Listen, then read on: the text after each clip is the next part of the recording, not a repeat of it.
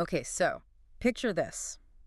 You come across a book, and it says someone's having conversations with Jesus, like today. Today. Yeah, not visions, not dreams, actual conversations. On a park bench.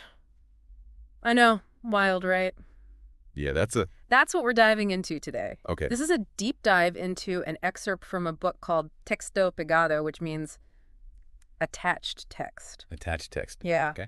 And the author, who lives in Jerez de la Frontera, Spain, says he has these encounters every single day. Every day. Every day. And he even names the park. It's Parque Luis Parada, and says he always has his dog Deneri with him. Really? Yeah. Wow. You know, it's interesting how those everyday details, the park, the dog, they make it feel real, you know? Yeah. And even though the main idea, talking to Jesus, is so out there, it's a clever way to draw you in. You know what I mean? And it's true. It's like, okay, I could find that park on Google Maps. It's a real place. But then it gets even more intense. He talks about their conversations, what they actually talk about. Faith, love, the future of humanity, like big stuff. Yeah, and you see that a lot in stories about meeting the divine, no matter the culture or time period. They always go for these huge existential questions. Right. But what's different here is how normal it all seems. Totally. It's like bumping into someone you know at the coffee shop and ending up in a deep conversation about the meaning of life. And speaking of those details, I'm curious, is there a reason why the author chose to include them?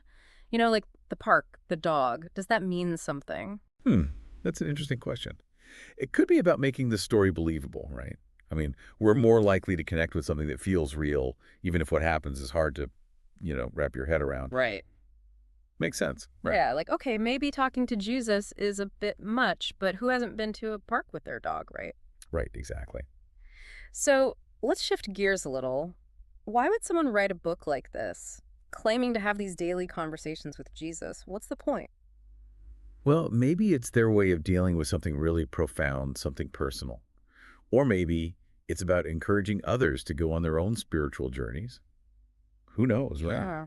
But whether you take it literally or not, I think it's about prompting us to think about those big questions, the ones we all ask at some point. It's about that human need to understand something bigger than ourselves, right?